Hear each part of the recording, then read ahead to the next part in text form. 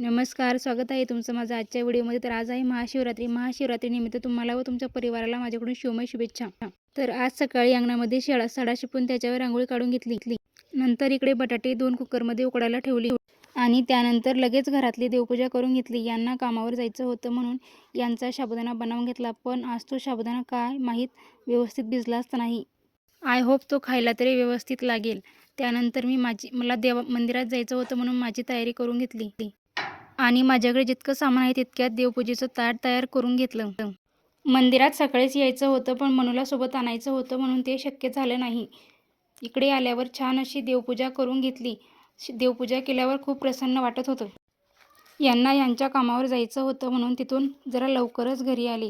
घरी आल्यावर यांचा डबा भरून घेतला आणि मी उपवास पकडला नव्हता म्हणून मी आज माझ्यासाठी बटाट्याची भाजी बनवली होती.